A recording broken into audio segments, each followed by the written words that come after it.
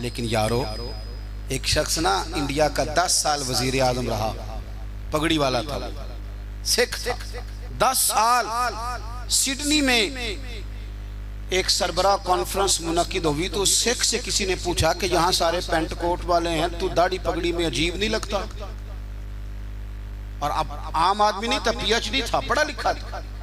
सुनो, कहने लगा मिनिस्ट्रियां तो आती जाती रहती हैं, पर गुरु का धर्म कौन छोड़े? तू शादी पे ही टोपी छोड़ जाता है, तू पगड़ी पे ही सुन्नत, तू बारात वाले दिन ही सुन्नत भूल जाता है, तुझे याद ही नहीं रहता। यानी कुल हो गए तो मौलवी मंगाओ, 10 आया तो नात खां बुला लो, चेलम आया तो कारी साहब। क्यों जी? दुख का मौका है, और जब खुशी का मौका हो, सुखों का रिश्ता अल्लाह रसूल से नहीं।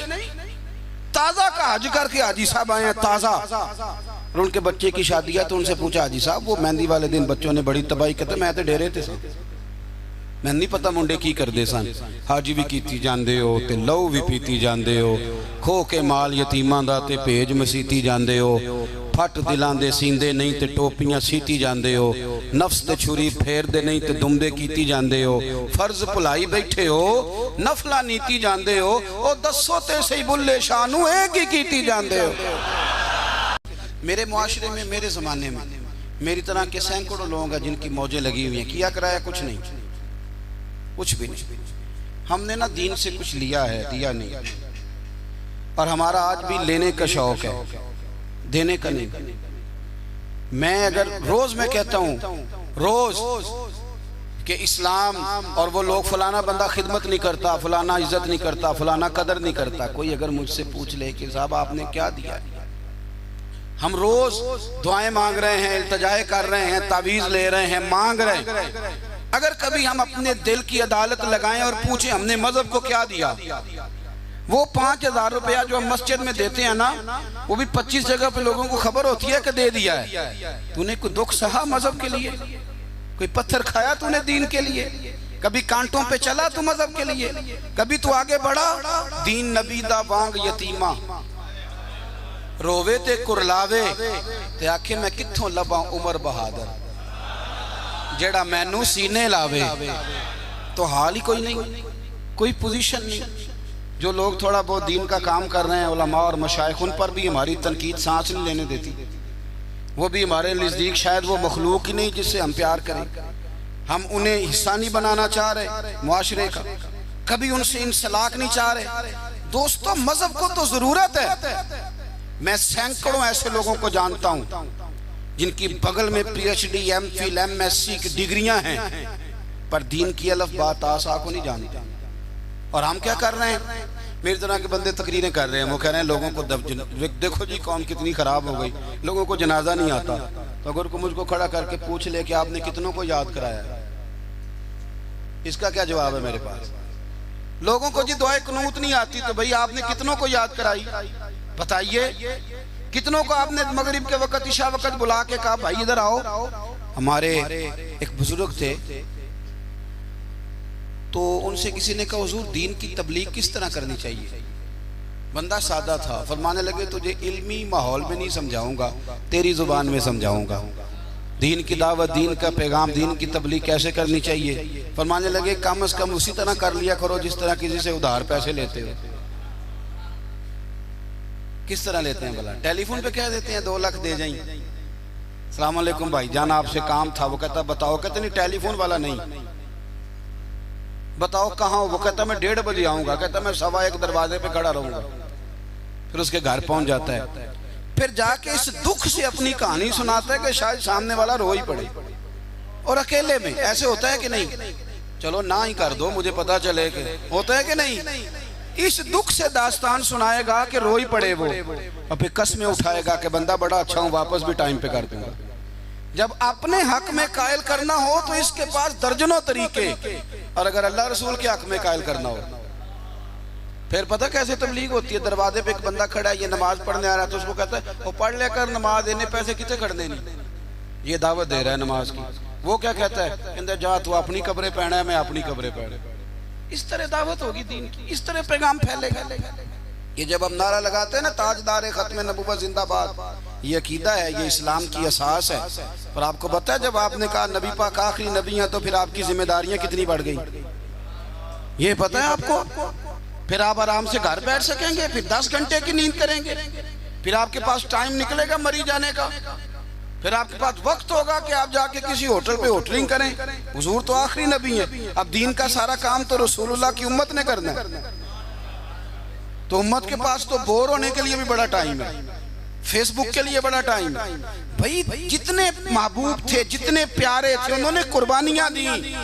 सैयदा तैयबा ताहिरा हजरत फातिमा ज़हरा, यारो कायनात में इतना प्यार, हुजूर की 4 बेटियां हैं, ये छोटी थी, जितना प्यार मेरे नबी ने सैयदा से किया है।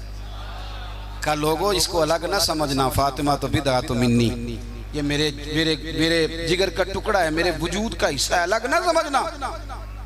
लेकिन जितनी तकलीफ हजरत फातिमा ने उठाई है, तवज्जो है मेरी बात पर? किसी ने पूछा बीबी साहबा घर से कब निकली पहली दफा, कब निकलना पड़ा? तो हजरत फातिमा रो पड़ी, फरमाने लगी मेरी वालदा विसाल कर गई थी, जनाब अबू तालिब का इंतकाल हो गया। मुझे किसी ने आके खबर दी कि फातिमा हुजूर हरम काबा में सजदे में थे और कुफार ने ऊंट की वजनी ओजड़ी, ऊंट की ओजड़ी वजनी होती है, वो ला के हुजूर के कंधे पे रख दी है। मौला अली भी मक्के में मौजूद नहीं, जनाब सिद्दीक अकबर भी नहीं। तो फातिमा चलो चलो जरा। तो हजरत फातिमा कहती हैं छोटी सी उम्र में दुपट्टा ओढ़ के, गोया बुरका पहन के मैं गई, और फरमाती हैं फिर जाके मैंने रसूल करीम के सरे अकदस से ओजड़ी उतारी। ये शहजादी हैं, ये कायनात की मालिका हैं, ये जन्नती औरतों की सरदार हैं, पर इनकी आजमाइश तो देखो। फरमाती हैं मैंने वो ओजड़ी उतारी, फिर हुजूर को उंगली थाम के मैं लाई आबे जमजम के कुएं पर, फिर मैंने रसूल करीम सल्लल्लाहु ताला अलैहि वसल्लम के सरे अकदस पर जुल्फों पर पानी डाला, फिर मैंने धोया। और कहती जब मैंने नजर उठाई तो हुजूर रो रहे थे, जब हुजूर रोए तो मैं खुल के रोई। तो फिर मैंने दुआ की, अल्लाह जिसने मेरे बाबा को तकलीफ दी उन्हें तबाह हो बर्बाद कर दे। सैयदा फरमाया करती थी जिनके लिए मैंने उस दिन दुआ की थी सारे बदर में मारे गए, बदर में मारे गए। इनकी तकलीफ देखो, कौन इतना गरीब है इस मजमे में जिसकी बेटी इतना काम करे कि हाथों पे छाले पड़ जाएं? हैं वैसे सबकी बच्चियां दुखी, जिसको आप टटोलेंगे वही कहेगा दमाद बड़ा जालिम है, मेरी बेटी तो लाडो में पली हुई थी।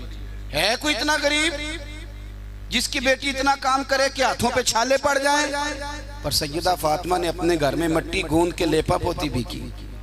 सैयदा फातिमा ने चक्की पीसी, चक्की मेरे मुल्क में जिसको सजा मिलती है उसे चक्की पीसने पे लगाते हैं। बीबी साहबा ने चक्की पीसी, क्या देते हो सुन लेते हो। कभी पता है आपको कि खातूने खामा वॉशिंग मशीन पर कपड़े धोती है तो रात को कहती है 2 गोलियां ला दो पैनाडॉल की, बड़ी थक गई। ओ भाई चक्की पीस के खाना पकाया और एक वक्त खाया तो एक वक्त भूख काटी, अजियत और तकलीफ में वक्त गुजारा। हजरत मौला अली का जब निकाह हुआ तो अपना मकान कोई नहीं था, मस्जिद में सोते थे। हजरत आरसा बिन नौमान का मकान महबूब ने लेकर दिया, उसमें वक्त गुजारा। तकलीफें हैं, आजमाइशें हैं, लेकिन जब दीन को कुछ देने की बारी आती है। हजरत सैयदना सलमान फारसी फरमाते हैं नबी करीम अलैहिस्सलाम के पास मेहमान आया तो हुजूर अलैहिस्सलाम ने फरमाया मेरे घर में ज़ाहिरी तौर पर कुछ नहीं, जाओ कहीं से पता करो।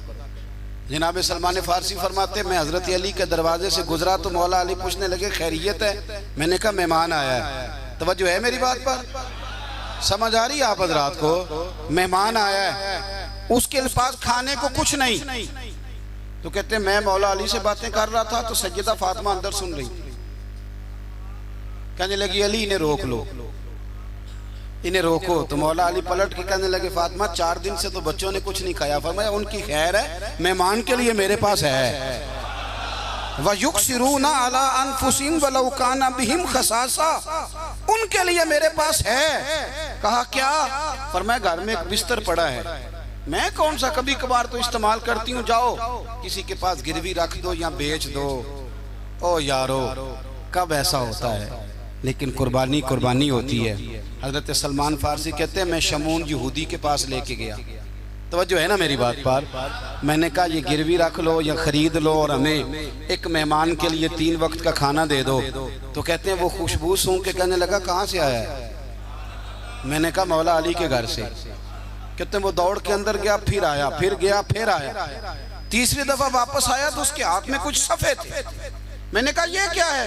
कहने लगा मैंने तौरात में पढ़ा था कि मोहम्मद सल्लल्लाहु अलैहि वसल्लम और असहाबे मोहम्मद आखिरी महबूब का तरीका ये होगा, उनके गुलामों का तरीका ये होगा कि वो अपनी जान पर बोझ बर्दाश्त करके भी गैरों की मदद करेंगे।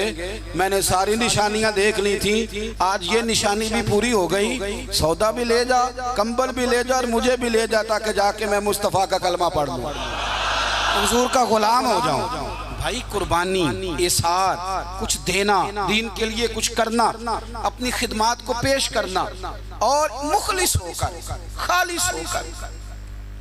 ये बहुत ज्यादा पोस्टर छपते हैं ना जब हमारे, अब हम तो मना मेरी ना कर सकते। 20-20, 30-30 आदमी भैया वक्त वीडियो बनाते हैं, तो किसी वक्त ना शैतान हमला भी करता है। वो कहता है देखा कितनी बल्ले बल्ले, उस शहर में भी इतने लोग थे, फलानी जगह भी। ये बड़ी मुसीबत है। आपको अपने आप को रोक के रखना, कहीं खड़ा करना, ये एक बहुत बड़ी आजमाइश होती है। इसलिए मुल्ला रूमी ने पूरा कलाम लिखा है। वो कहते हैं जवाल वाले पर तो आजमाइश ही कोई नहीं होती, आजमाइश तो होती उरूज वाले पे, जवाल वाले को क्या। लेकिन कभी कभी अकेले बैठ के सोचते हैं कि इतना कुछ ले लिया है तो मजहब को दिया क्या, हमने दिया क्या। आप यकीन करें मजहब पर जो नजरियाती हमले हैं, नजरियाती आपकी सोच से ज्यादा है। जो फिक्री हमले हैं, फिक्री, हर चौथा आदमी उठ के सवाल जवाब कर रहा है। चौथा आदमी, मैं दयानतदारी से कहता हूँ, जिम्मेदारी से, जितने अवाम को मैं जानता हूँ वो दिल पे हाथ रख के आज भी उनको इंशराह सदर ही नहीं।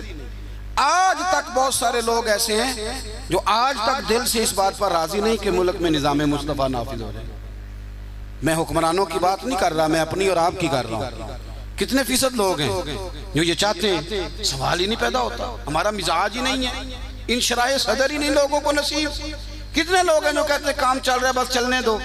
दीन के लिए खिदमात करना, अपना पेश करना, 2 लफ्ज बोल के तायीद करना, किसी मस्जिद से प्यार करना, किसी मदर। ये हमारे यहाँ जलजला आया कश्मीर में, एक मदरसा भी टूट गया, 25-26 बच्चे जख्मी हुए। जितनी तंजीमें इंसानी हुकूक की गई हैं वो आपको सब जख्मियों के सराहने खड़ी नजर आएंगी, तालिब इल्मों के सराहने नहीं। जितना इस्तेहसाल मदरसे के बच्चों का किया जाता है, जितना छोटा और हल्का इन्हें जाना जाता है, उसी मस्जिद में जिसमें ये ऐलान हो रहा होता है ना कि मस्जिद के बच्चों के, मदरसे के बच्चों के पैरों तले फरिश्ते पर बिछाते हैं, उसी मस्जिद की कमेटी ने मदरसे के बच्चे के सर पर खाल भी रखी हुई होती है। भाई इसके पैरों के नीचे फरिश्ते ने पार बिछाया, तूने इसकी गर्दन पे खाल रख दिए। गौर तो करना, इसका एहसास कितना था, तूने कहाँ खड़ा कर दिया। मेरे भाई, दीन का वो वकार, दीन का वो एहसास, दीन की वो शान। मैं तकलीफ से बात करने लगा हूँ, तकलीफ से। इधर देखो मेरी तरफ, खाली पाकिस्तान है कि इस्लामी जमहूरिया? चलें आप ही नहीं इत्तेफाक कर रहे तो आगे कैसे जाना है? बोले ही नहीं आप। क्या नाम है मुल्क का? बोले। जब आपकी विफाकी कबीना की मीटिंग हो रही होती है तो कितने उलमा बतौर मुशीर बैठे होते हैं? कितने? कभी कोई ऐसा तज़किरा हुआ है? आप क्या इस मकतबे की ये जो शोबा है जिंदगी उलमा वाला, इसकी आप जरूरत नहीं महसूस करते कि ये बताएं कि ये जो बिल पास होने लगा है इसके बारे में नबी पाक का तरीका मुबारक क्या है, हुजूर के इरशादात आलिया क्या है, दीन का मंशा इसके बारे में क्या है? हमारा मिजाज नहीं, हमारा ज़ौक़ नहीं। मेरे अजीज, दीन के लिए कुछ करना, अपने मजहब को सपोर्ट करना, इसकी फिक्री सरहदों की हिफाजत करना। मैं बिक्री बिक्री सोचे देखता हूँ नौजवानों की, और बहुत सारे बच्चे आके कहते हैं हजरत जी दिलों में ऐसे ख्यालात आते हैं अगर जुबान पे लाएं तो शायद लोग हमें कत्ल कर दें। वजह क्या है? वजह यह है कि एक मुनज़्ज़म साजिश की गई, ऐसी ऐसी बातें छोड़ी गई जिन्होंने जहनों में इंतशार पैदा किया, जिन्होंने लोगों को तबाह किया। मेरे रसूल पाक सैयद आलम सल्लल्लाहु अलैहि वसल्लम के खानदान ने कमाले कुर्बानी दी, एक एक शख्स ने आगे बढ़ के। क्यों भला? इसलिए उन्हें समझ आ गई थी मुस्तफ़ा का नजरिया बड़ा ही सच्चा है। जब तक यकीन कामिल नहीं होता तब तक कुर्बानी नहीं दी जा सकती। और फिर इन लोगों ने ना दीन को अपने ऊपर तारी किया। मेरे मुल्क में दीन मनाया जाता है बड़े शौक से, मनाना भी चाहिए, 12 रबीउल अव्वल को मनाना चाहिए। बल्कि मैं तो कहता हूँ अब ये मसला ना पूछा करो कि मिलाद करना चाहिए कि नहीं करना चाहिए, अब ये पूछा करो कि झंडियाँ वुजू करके लगानी चाहिए कि बगैर वुजू के भी लग जाती हैं। तो ये पूछा करो भाई। अब आगे भी बढ़ो कि सारी जिंदगी यही रहना है। 7 पुश्तें हो गई, 10 पुश्तें मिलाद मना रहे हैं हम लोग, अभी तक पूछ रहे हैं लोग हर रबीउल अव्वल में। तो भाई खुल के मनाओ। लेकिन यारो, एक शख्स ना इंडिया का 10 साल वजीर आजम रहा, पगड़ी वाला था, सिख था, 10 साल। सिडनी में एक सरबराह कॉन्फ्रेंस मुनक्किद हुई तो सिख से किसी ने पूछा कि यहाँ सारे पेंट कोट वाले हैं, तू दाढ़ी पगड़ी में अजीब नहीं लगता? और अब आम आदमी नहीं था, PhD था, पढ़ा लिखा था। सुनो, कहने लगा मिनिस्ट्रियां तो आती जाती रहती हैं, पर गुरु का धर्म कौन छोड़े? तू शादी पे ही टोपी छोड़ जाता है, तू पगड़ी पे ही सुन्नत, तू बारात वाले दिन ही सुन्नत भूल जाता है, तुझे याद ही नहीं रहता। यानी कोल हो गए तो मौलवी मंगाओ, 10 आया तो नाथ खां बुला लो, चेलम आया तो कारी साहब। क्यों जी? दुख का मौका है और जब खुशी का मौका हो। सुखों का रिश्ता अल्लाह रसूल से नहीं, ताजा का हज करके हाजी साहब आए हैं, ताजा। और उनके बच्चे की शादी है तो उनसे पूछा, हाजी साहब वो मेहंदी वाले दिन बच्चों ने बड़ी तबाही करते, मैं तो डेरे थे सन, मैं नहीं पता मुंडे की करते सन। हाजी भी कीती जाते हो ते लहू भी पीती जाते हो, खो के माल यतीमां दा ते भेज मसीती जाते हो, फट दिलां दे सींदे नहीं ते टोपियां सीती जाते हो, नफ्स ते छुरी फेरदे नहीं ते दुमदे कीती जाते हो, फर्ज भुलाई बैठे हो, नफला नीती जाते हो, ओ दसो ते सही बुल्ले शाह नू एक ही कीती जाते हो। दसो ते सही बुल्ले शाह नू एक ही कीती जाते हो। ओ साहब, दीन का ये मियार है, खोल के मनाओ। तो अपनाना किसने? वो किसी और से जाके कहीं दाढ़ी रख ले। मेरे पास एक साहब जुमा पढ़ने आते थे तो छोड़ गए। कुछ दिनों के बाद एक जगह मुझे मिल गए, कहने लगे मैं जुमा पढ़ने नहीं आ रहा, आपने पूछा ही नहीं। मैंने कहा जब आपने शुरू किया था तब भी मैंने नहीं पूछा था कि क्यों शुरू किया, मैंने तो नहीं पूछा था, मर्जी से शुरू किया था आपने। छोड़ गए तो तब भी मुझे नहीं पूछना चाहिए था। ठीक है, आपकी मौज है, चलो अगर आपका इरादा है कि मैं पूछूं तो बताएं क्यों छोड़ गए। कहने लगे आप हर जुमे दाढ़ी की बात शुरू कर देते, मतलब कोई बंदा मिस भी कर देता है। मैं कह तू नहीं मुड़िया, मैनू मोड़ छड़िया, यानी दाढ़ी नहीं रखी, जुमा छोड़ दिया है। कहता हर जुमे दाढ़ी की बात। मैंने फिर उससे कहा, मैंने कहा दाढ़ी किसके नबी की सुन्नत है, बोल के बताएं। तो किसको कहे रखने का? किसी पड़ोसी को, किसी और मजहब वाले को। और कुछ को किसी ने कान में बताया कि छोटी से भी काम चल जाता है, दाढ़ी का वजन होता है। बोले कभी किसी ने आपको कहा कि दाढ़ी मेरी बहुत बड़ी है तो मेरे कंधे थक गए, तो रखी है तो छोटी भी रखनी है, तो बड़ी तो मेरे महबूब का तरीका है। एक मुट्ठी दाढ़ी के बगैर तो गुजारा ही नहीं, रख जो ली तो छोटी का क्या माना होगा। वैसे भी जो हुस्न और नूरानियत मुट्ठी दाढ़ी में पाया जाता है। आप कभी तजर्बा करके देख लें। आप सफेद दाढ़ी को एक तरफ खड़ा करें और सेठ को, नवाब को जो ब्यूटी पार्लर से क्लीन शेव करा उसे दूसरी तरफ खड़ा करें, सलूट करने को उसी को दिल चाहेगा जिसकी दाढ़ी सफेद हो। हाँ, और सुनो बुखारी मुस्लिम की हदीस, मेरे रसूल करीम सैयद आलम नूर मुजस्सम शफीए मुअज्जम सल्लल्लाहु अलैहि वसल्लम ने फरमाया, हुजूर फरमाने लगे, नबी करीम फरमाने लगे, लोगों जिसने 3 लोगों की इज्जत की। या रसूलल्लाह किसकी? फरमाया अदल करने वाले बादशाह की, कुरान के आलिम की और सफेद दाढ़ी वाले मुसलमान की। फरमाया जिसने इन तीनों की इज्जत की समझे मैंने अपने रब का हया किया है। इतनी बड़ी बात कर दी नबी करीम ने, इतनी बड़ी बात। थोड़ी मोहब्बत। अहले बैत ने ना दीन के लिए कुर्बानियां दी और फिर दीन को अपनाया। बड़े मीठे इखलाक थे अहले बैत के, दिल में बड़ी सफाई, तबीयतों में बड़ी मिठास, माफ करने का बड़ा ही जज्बा, माफ करने का बड़ा। हम तो बदला ले रहे हैं। ओहो, पंचायत में कभी सुलह कर भी लें तो माफी नहीं देते, कहते हैं अब तो चौधरी साहब कह रहे हैं मान जाता हूं, फिर जब मेरे काबू आएगा ना तो माफी नहीं देते, सुलह कर लेते हैं किसी के कहने पर। इमाम हसन रदी अल्लाह ताला अन्हु, इमाम हुसैन ने भी बड़ी कुर्बानी दी, सर दिया है, पर जो कुर्बानी इमाम हसन ने दी है ना, इमाम यहाँ काउंसलरी को बंदा छोड़ता, काउंसलरी वो जिस लीडर की कल लोग तारीफें कर रहे होते थे, वो MP का टिकट ना दे तो बंदे पार्टी बदल जाते हैं। एक एक सीट छोड़ने को तैयार नहीं, पर इमाम हसन ने पूरी हुकूमत छोड़ दी और मेरे महबूब की उम्मत को इकट्ठा कर दिया और सरकार का वो फरमान सच्चा साबित कर दिया कि ये मेरा बेटा सैयद है। जब मुसलमानों की दो जमातें लड़ेंगी तो सुलह कराएगा। इमाम हसन अपनी एक बीवी को तलाक देना चाहते थे। इतने इख्तलाफात हो गए कि बात तलाक तक चली गई। इमाम हुसैन आए, कहने लगे भाई सुना है तलाक दे रहे हो भाभी को? मानने लगे हाँ। कहा क्या हुआ, क्या बात हुई, झगड़ा क्या है बताइए। तो इमाम हसन मुस्कुरा के कहने लगे हुसैन आपने कुरान मजीद नहीं पढ़ा? कहा पढ़ा है। कहा अल्लाह फरमाता है हुन्ना लिबासुल लकुम व अंतुम लिबासुल लहुन, मर्द औरतों का लिबास है, औरतें मर्दों का लिबास हैं। वो मेरी बीवी है, उसमें गलतियां हैं, तलाक देने लगा हूं, पर मैं तो उसका लिबास हूं ना, गलती होगी तो पर्दा डालूंगा। तो हुसैन मैं उसके पर्दे डालूंगा, मैं तुम्हें नहीं बताऊंगा। इमाम हुसैन ने उठ के इमाम हसन का हाथ चूमा, कहने लगे भाईजान आयत पहले भी पढ़ी थी, तफसीर आज समझ में आई है। इख्तलाफ इतना शदीद है कि तलाक हो रही है, पर गीबत करने को तैयार है। लेकिन हमारा क्या हाल है? शक की बुनियाद पर ही, शक की बुनियाद पर ही। वो मौलवी कितने बड़े पैसे खा गया मदरसे के, तो मैंने कहा तुमने जितने दिए थे मेरे साथ चलो, मैं तुम्हें हिसाब ले देता हूँ। बाकी अगर कहीं और से आए थे, कोई और खा गया, तो तुम्हें हाथ मलने की क्या जरूरत है। ऐसी बदगुमानियां, बुरी बातें, इससे इंसान का अपना मन मैला होता है, जुबान गदली होती, किसी का क्या जाएगा। कुछ दिनों के बाद इमाम हसन ने तलाक दे दी। तो इमाम हुसैन दोबारा आए, कहा भाई अब आपने तलाक दे दी, अभी बता दें इख्तलाफ क्या था।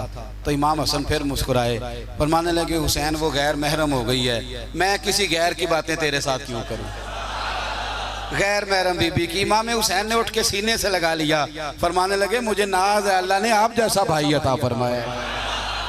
यहाँ क्या स्टेटस है पता है? हमारी मीटिंग क्या होती है? गपशप। गपशप ना चुगली का नाम बदल के हमने गपशप रखा है।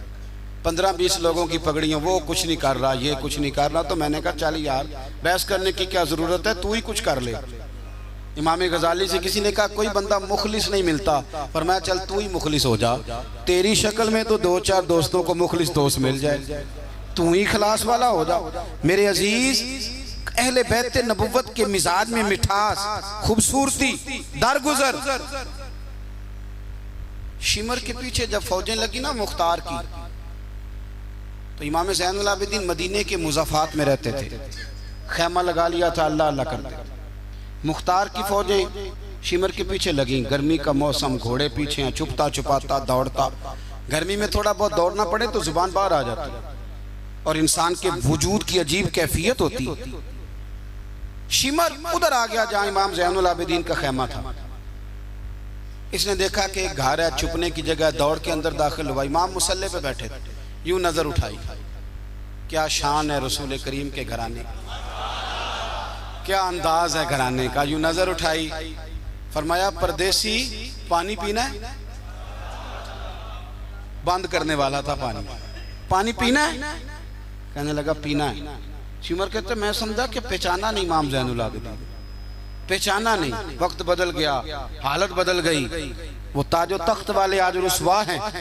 इमाम ज़ैनुल आबिदीन खुद उठे, सुनना और याद रखना, उठे, प्याले से पानी, अपने मटके से पानी प्याले में डाला, फिर एक प्याला दिया, फिर दूसरा दिया, और पियोगे? तीसरा दिया। शिमर कहते जब मैं सैर होके पानी पी लिया ना, तो मुझे तो गुमान था ना पहचाने नहीं, तो मैं इजाजत लेके बाहर निकला, तो मैं ना पानी तो पी लिया पर पानी पानी हो गया। हम तो दुश्मन को भी पाकीज़ा सजा देते हैं, हाथ उठाते नहीं, उसे उसकी नजरों से गिरा देते हैं। कहते हैं कि पानी पानी हो गया। यार मैंने पानी बंद किया, प्यासे रखा 3 दिन और मुझे पिला रहे हैं। शर्म आई और मैंने कहा मर तो अब जाना ही है, तो ज़ैनुल आबिदीन से एक सच्ची बात ना कर ले। मैं अंदर गया तो इमाम फिर गर्दन झुकाए बैठे थे, तो मैंने कहा ज़ैनुल आबिदीन शायद आपने पहचाना नहीं। तो इमाम साहब ने नजरें उठाई तो आंखों में आंसू थे। फरमाया क्यों नहीं पहचाना? जब तू अंदर दाखिल हुआ है तो मुझे 6 महीने का अली असगर उसी वक्त याद आ गया था। जब तू अंदर आया है तो मेरे चचा के कटे हुए बाजुओं में जो दर्द था और मेरी फूफी की आंखों में जो आंसू थे, मुझे सारे याद आए थे। और वो कहाँ करबला और कहाँ दमिश्क, तुमने नेज़े पे लटका के मेरे बाप का जो सार गलियों में घुमाया, मुझे सारा याद आया था। शिमर कहता मैंने घबरा के कहा फिर पानी क्यों पिलाया? कर पहचान गए थे तो पानी क्यों पिलाया? कहता यूं करके आंसू पूछे इमाम ने। फरमाने लगे मेरी मजबूरी है, मैं साकी कौसर का नवासा हूँ, मेरी मजबूरी है, मुझे पिलाना था, मैं मजबूर हूँ इसलिए कि मुस्तफ़ा का नवासा हूँ। उन्होंने हमें सिखाया है कि जो पानी ना दे उसे प्याले भर भर के पिलाना चाहिए। किधर गया मेरा और आपका किरदार? छोटे छोटे दिल, इतनी इतनी बात में झगड़ा। हो सकता है साकी साहब से भी मैं नाराज हो जाता अगर स्टेज पे बड़ी कुर्सी न रखते। इतना सा दिल बस, हो सकता है बिगड़ जाए एक दूसरे से कि मुझे बुलाया ही नहीं, नारे नहीं लगाए, बंदा इस्तकबाल कोई नहीं भेजा। ओ भाई ये तो छोटे लोग इस तरह की बातें करते हैं, ये तो कच्ची पक्की बातें। जो आदमी बड़ा होता है वो इस्तकबाल से बड़ा नहीं होता, जो बड़ा होता है वो बड़ी कुर्सी से बड़ा, जो बड़ा होता है वो आगे बैठने से बड़ा नहीं होता, सदर सदर ही होता है, वो जहां भी बैठ जाए वो सदर ही है। इन चक्रों से बाहर आए। अहले बैते अतहार का उसवा नूर, खूबसूरती। बात को समेटना है क्योंकि वक्त इशा करीब है। क्यों निकले इमाम हुसैन यजीद के खिलाफ? यजीद तो जामे मस्जिद दमिश्क का खतीब था, पता है आपको? चले अब पता चल गया। दाढ़ी वाला आदमी, उलमा जानते हैं, जुब्बा पहनता था बड़ा शानदार, हज के खुतबे देता था, हज के। हमारे तो हुक्मरानों को सूरत इखलास नहीं आती, फिर भी आप कह के देखें, वो कहेंगे सबसे ज्यादा मजहब का पता ही मुझे है। यजीद दाढ़ी वाला, पगड़ी वाला, इमामे वाला, जुब्बे वाला, हज पढ़ाने वाला, तो इमाम आपको क्या जरूरत पड़ी थी उसके खिलाफ निकले और इस तरह निकले कि बच्चे कुर्बान करा दिए। तो इमाम हुसैन के सारे खुतबे, सारे मदीने से मक्का, मक्का से मकामे बैजा, वहां से करबला, सारे खुतबे, वही खुतबा फिर दमिश्क में इमाम ज़ैनुल आबिदीन का, वही फिर मदीने में इमाम ज़ैनुल आबिदीन का। इमाम हुसैन फरमाने लगे यजीद अल्लाह की हदों को तोड़ता है, रब के हलाल को हराम और हराम को। आपके मुल्क में कहा नहीं जाता कि मौलवी गुंजाइश निकालें सूद के बारे में। इतना बड़ा जुर्म जिसको कहा गया कि अल्लाह रसूल से जंग है, ये इतने बड़े हराम को हलाल करने जा रहे हो। कहा ये अल्लाह की हदों को तोड़ता है, नमाजें छोड़ के पढ़ता है, रंडियों का नाच देखता है, मुजरा जो आजकल गंद हर एक मोबाइल में आया है। ये इमाम हुसैन ने ये खुतबा दिया, फरमाया कि मुजरा देखता है, नाच देखता है, अय्याशियां करता है। और फिर इमाम हुसैन ने फरमाया मैंने अपनी आंखों से इसे मदीने में शराब पीते देखा है। फरमाया जो इतने बड़े कबायर करता हो उसके हाथ में हाथ दे दूं? यार समझो तो सही, इमाम हुसैन का जिहाद तो बेहयाई के खिलाफ, शराब के खिलाफ। इमाम हुसैन का जिहाद तो दीन को नाफिज करने का, नाफिज करने। नमाज पढ़ने से यजीद मना नहीं करता, नाफिज करने का जिहाद। इमाम ने बच्चे कटवा दिए, लेकिन इलेक्शन में बड़े शराबी की बड़ी फोटो के नीचे छोटी मेरी भी लगी हो,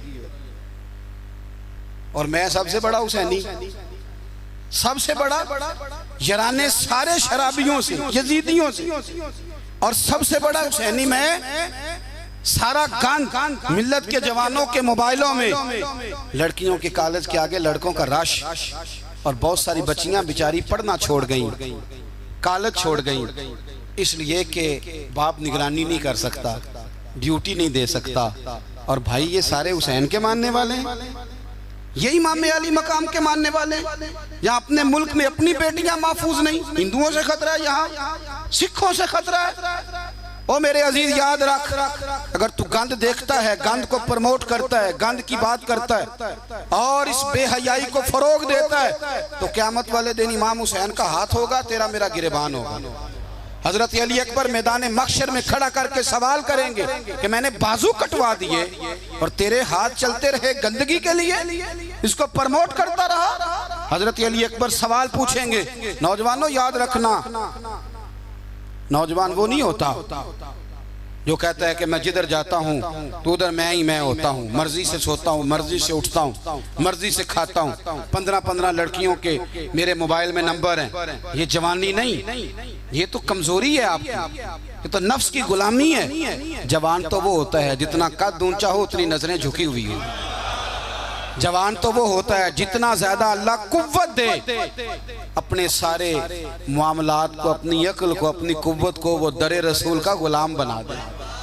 मोहम्मद बिन कासम आए यहाँ लड़ने के लिए, राजा दहर से मुकाबला। 17 साल का नौजवान, कितने सालों का बोल के बताएं। 17.5 साल का मुंडा की कर लेंदा वैसे, बर्गर खाने के अलावा, घर में लड़ाई करने के अलावा। और ये गलती हमारी है, हमारे यहाँ कोई बड़ा नहीं होता। जब बच्चा होता है तो कहते हैं अभी बच्चा है, इसलिए गुस्सा करता है। और जवान हो जाए तो कहते हैं खून गर्म है, बूढ़ा हो जाए तो कहते हैं उन्हें पता ही नहीं लगता। तो सियाने होने की केड़ी उम्र है जी, वो भी बता दें, उसका भी कोई बहाना बताएं, कब समझदार होगा।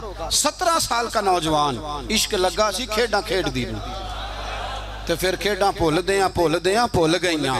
कज्जल पाया सी यार दे वेखने नूं, फिर ओदी याद विच रोंदियां ही डुल गईयां।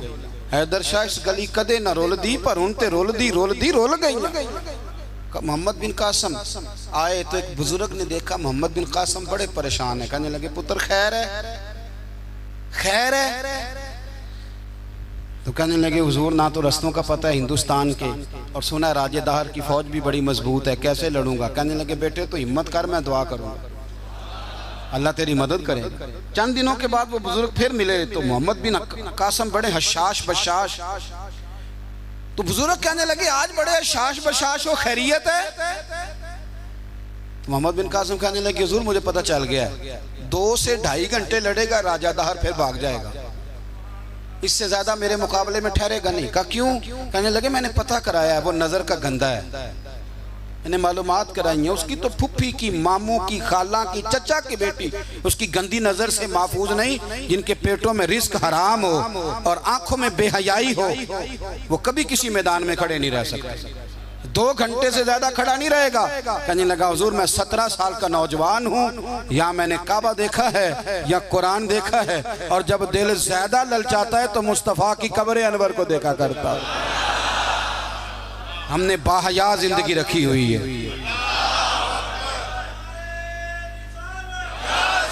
अपने मिजाजों में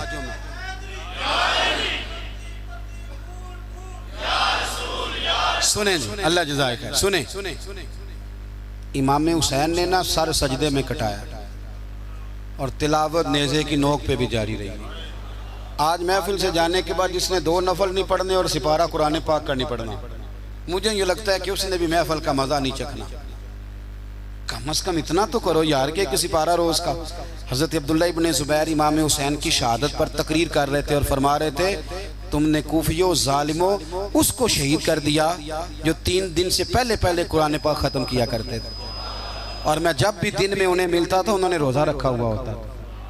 3 दिन में कुरान ख़त्म करें तो रोज़ के कितने सिपारे बने? तो मैं और आप कितने पढ़ते हैं? मैं गुजारिश करता हूँ, मैं मिन्नत करता हूँ, कुछ ना हो सके ना, मेरे अस्सा फरमाया करते थे कुछ ना हो सके तो कुरान मजीद एक दफ़ा घर में खोल ही लिया करो। फरमाते थे उसके सफ़ों से ऐसा नूर निकलेगा कि तुम्हारा घर रोशन हो जाएगा। इसे खोल ही लो। कुरान से प्यार करो, इस्लाम से प्यार करो, दीन को अपनाओ। बच्चे उस वक्त नहीं नमाज पढ़ेंगे जब आप घर में लेक्चर देंगे कि नमाज पढ़ना चाहिए। आप मुसल्ला बिछा लें, 1.5 साल का बच्चा भी आपके साथ खड़ा हो जाए, उसको पता कोई नहीं नमाज क्या है, पर अब्बा पढ़ रहा है तो वो इंशाल्लाह पढ़ेगा। माँ सवेरे कुरान मजीद खोल ले। 3 साल की बेटी जिसको कुछ नहीं आता वो भी सकाफ लेके ना और सपारा लेके अलिफ बा ता सा पढ़ेगी। ओ मेरे भाई, फिर वो जब 3 साल की बेटी अपने बाप के लिए हाथ उठा के दुआ मांगेगी ना, तो मुझे लगता है अल्लाह रहमतों के सारे दरवाजे खोल देगा। इसलिए अपनी ज़िंदगी को सजाएं, संवारें। मैं कुछ बीमार भी हूँ और मुसलसल सफ़र में भी हूँ। अभी मुझे एक और जगह भी हाजिर होना है। आप लोग प्यार से मिलते हैं, कौन किसी को मिलता है, लेकिन उसमें जब मस्जिद की बेहुरमती होती है। मैं अभी देख रहा था सफ़ेद दाढ़ी वाले बुजुर्ग को धक्का लग गया और मेरा सारा जायका ही ख़राब हो गया कि बाबा जी कहेंगे कि ये क्या हो रहा है। तो भाई आपको बड़ा प्यार है ना, मिलना चाहते हैं जी। ये 3.5 घंटे से में बंदा गखड़ पहुंच जाता है। जुमेरात को आ जाएं और इंशाअल्लाह ताला खाना भी पेश करेंगे। तो अगर हम आपके पास आ सकते हैं तो आप भी तो आ ही सकते हैं ना। आप नाराज़ हो गए हो, अब घूरने लग गए हो भाई, इतना लंबा मामला तो कोई नहीं ना, हम आए दिन आए होते हैं तो प्यार है ना जी। यहाँ से आपके शहर से कई लोग मेरे पास जुमे में पहुंच जाते हैं, बस जब पानी लोड नहीं हड़ा नो राह बरा, शौक होता है तो काम भी चल जाता है। लेकिन मैं कोई इतना काबिल मुलाकात नहीं हूँ, मुझे सरदार सानू पता है अपनियां कीतियां दा, ये तो उन्हें पर्दा चपाया उदा भला उसी, तो इतना ज़्यादा काबिल मुलाकात नहीं हूँ। मेरे लिए दुआ करें मैं लोगों के गुमान के मुताबिक हो जाऊँ। लेकिन आपसे ये गुजारिश है कि ये धक्कम पेल, ये किसी को गिराना, किसी को उठाना, ये पीछे हट जाओ पीछे हट जाओ, ये थोड़ा अजीब लगता है। और मजहबी लोगों में ये तो काम सियासतदान करते थे, तो आप हमें बस रुजस्ता दें ताकि हम अगले इज्तिमा में जहाँ लोग मुंतज़िर होंगे वहाँ हम पहुँचे इंशाअल्लाह ताला। अगर कभी ऐसा मौका बना, कहीं किसी जगह आखिरी इज्तिमा हो ना, आगे ना जाना हो, तो मैं बैठ जाता हूँ, लोगों से मिल लेता हूँ, कोई मतलब इतना बड़ा ये मसला नहीं। लेकिन चूँकि जाना है, मुझे उम्मीद है आप दरगुजर करेंगे, हो जाएगा मामला इंशाअल्लाह। सब आगे चलेगा प्रोग्राम। अल्लाहुम्मा सल्ली अला सय्यिदिना मौलाना मुहम्मद मअदनिल जूद वल करम व अलैहि व बारिक वसल्लिम। रब्बना आतिना फिद दुनिया हसनतन व फिल आखिरति हसनतन व किना अज़ाबन नार। अल्लाहुम्मा इन्ना नसअलुकल अफ़्वा वल आफ़ियत फिद दीन व दुनिया वल आखिरा। मौला करीम हमारी हाज़री मकबूल फरमा। कितना प्यारा बंदोबस्त किया है दोस्तों ने, कोशिश कबूल फरमा। बड़े बूढ़े छोटे कितनी मोहब्बत से आए हैं, अल्लाह एक एक का एक एक कदम कबूल फरमा, हमारे दिलों को राहत अता फरमा। एक बच्चा है मोहम्मद अब्दुल्ला, उसके दिल का ऑपरेशन हुआ है, अल्लाह अपने फजल से शिफा दे दे, अपनी रहमत से शिफा दे दे। ऐ अल्लाह हमारे गुनाहों को माफ़ कर दे, सच्ची खरी पक्की तौबा की तौफीक दे। ऐ मालिक करीम सजदों का ज़ौक़ दे, मस्जिद का प्यार दे, कुरान पाक की मोहब्बत दे, अपने महबूब की ग़ुलामी अता कर दे। ऐ मालिक करीम, ऐ हबीब पाक अलैहिस्सलाम के रब, अल्लाह 80 लाख मजबूर कश्मीरियों की मदद फरमा। 30,000 बेवा औरतें और उनके बच्चे किस